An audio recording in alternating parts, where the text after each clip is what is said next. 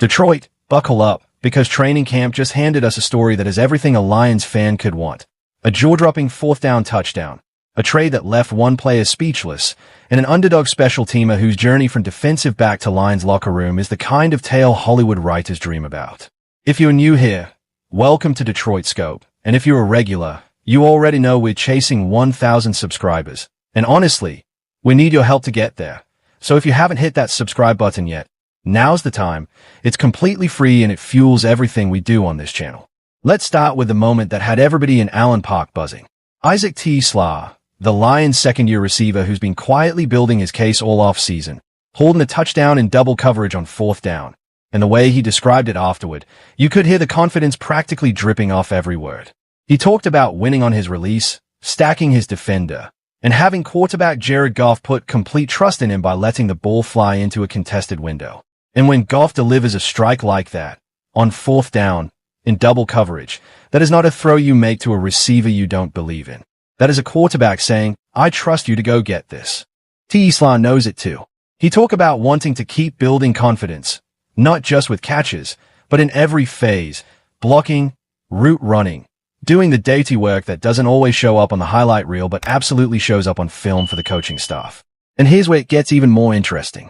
T. Slaw opened up about the pecking order in that receiver room, name-checking Jameson Williams and Amon-Ra St. Brown as the proven veterans who go out and produce every single Sunday, while he's a guy trying to carve out his own name. He even gushed about watching St. Brown up close in practice, saying it's mind-blowing how St. Brown can look completely covered, seemingly pushed out of bounds, off balance, and still somehow come down with the football like it's nothing. T. Slaw's exact words were basically that it looks stupid how easy St. Brown makes it look, like a guy should not physically be able to do what he does. That's the kind of praise that tells you everything about the ceiling this receiver room has heading into the season. Detroit fans have been saying it for a while now, but when your own teammates are in awe of what's happening in one-on-one drills, that should tell the rest of the league everything it needs to know about how scary this offense could be in 2026. But T. Slaw also revealed something a little more vulnerable. The expectations on him have changed. Last season, he could lean on the rookie excuse. He was new to the offense, new to the league, and there was grace built into that. Not anymore. He was blunt about it. This year, it's time to step up. Every single day. No excuses. That kind of self-awareness from a young receiver is exactly what you want to hear, especially with so much competition in that room. And by the way, if you're wondering how the run game factors into all this and keeps opposing defenses from just doubling the receivers all day, you can thank Jahmyr Gibbs for that.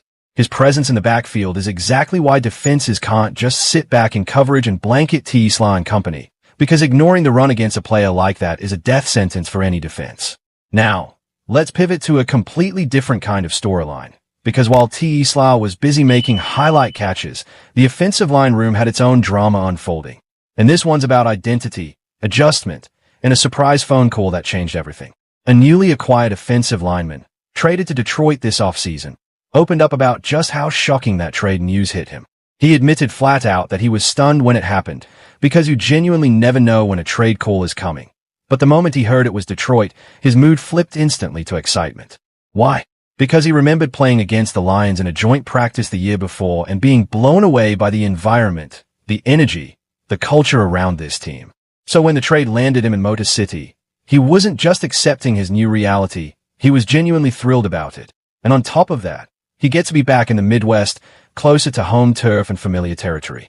Here's the real storyline though. This lineman has serious experience at both guard and center, and is now stepping into a battle for representatives at center, a position he described as comfortable, even if he wouldn't necessarily call it natural since he didn't start playing it until college. His mentoring a younger, less experienced teammate at the position, someone still adjusting to the demands of snapping and making line calls, and has been preaching a simple mentality to him. Don't get down on yourself, because bad snaps and mistakes are going to happen, especially with wet ball conditions in practice, and the key is just to move on to the next play immediately.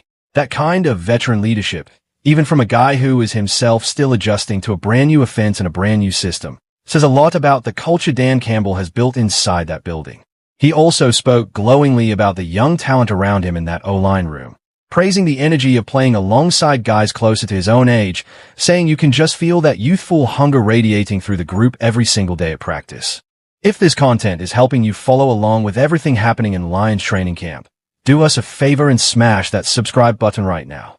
We are grinding toward 1,000 subscribers on Detroit Scope, and every single subscribe genuinely moves the needle for this channel. So if you haven't already, please take 2 seconds and hit subscribe. It means the world to us. Now for the story that might be the most heartwarming of the entire camp so far. The journey of a Lions receiver who spent his whole life on the other side of the football before finding his true calling. This player revealed that he actually grew up playing defensive back, safety, and cornerback specifically. And he credits that background for the physical, aggressive edge he brings to every single play. Whether it's running a route, fighting for extra yards, or throwing his body around on special teams. And when it comes to special teams specifically, he laid out his philosophy in the most no-nonsense way possible. Every single play comes down to who wants it more. It's about effort, about being exactly where you're supposed to be. No excuses, no shortcuts. There's also a fantastic little moment where reporters brought up the classic locker room joke that defensive backs are just failed wide receivers who couldn't catch. And this player, without missing a beat, laughed and admitted, yeah, actually, he was a defensive back who could catch, which is exactly why the transition worked out for him in the first place. But the real story here is the grind it took to even get this opportunity. This player spent roughly the last 4 years bouncing in and out of the league, mostly stuck on practice squads, occasionally getting elevated for a single game before getting sent right back down. That's an exhausting, uncertain way to try to build an NFL career, always one step from the outside looking in. Then came his stint in the UFL, which he described as an absolute blessing, because for the first time in years he actually got to play every single game of a full season.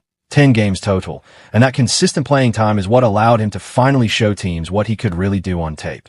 That UFL run is directly why he's now getting a real shot in Detroit, and it's exactly the kind of scrappy, earned-it-the-hard-way story that Lions fans have come to love about this roster under Dan Campbell. He also touched on his blocking ability, something that's been specifically praised by the coaching staff, and his answer was simple and honest. It comes down to will. The mentality of going in there knowing it's either you or the guy across from you, and choosing to be the one who wins that battle for your team. That's not flashy, that's not glamorous, but that is exactly the kind of unselfish, team-first mentality that turns roster bubble guys into players who stick around for years. So here's where we're at heading into the rest of camp. Isaac T. Slaw is making the kind of contested catches that build real trust with Jared Goff. The offensive line is absorbing new veteran leadership from a player who's genuinely thrilled to be wearing Honolulu blue, and a former defensive back-turned-receiver is proving that grit and special teams effort can absolutely be the difference between a practice squad jersey and a real NFL role. And let's not forget, all of this is happening while Jahmyr Gibbs anchors the backfield, forcing defenses to respect the run and opening up exactly these kinds of opportunities in the passing game. This Lions team is building something special, layer by layer, story by story. And honestly, that's exactly why we do what we do here on Detroit Scope. If you enjoyed breaking down these stories with us, do not scroll away without hitting that like button, dropping a comment telling us which story stood out to you the most, and subscribing to the channel. We are so close to hitting 1,000 subscribers, and every single one of you subscribing genuinely helps us keep bringing you this kind of in-depth Lions coverage. So please, from all of us at Detroit Scope, hit subscribe. It truly means everything to us. Thanks for watching, and we'll see you in the next one.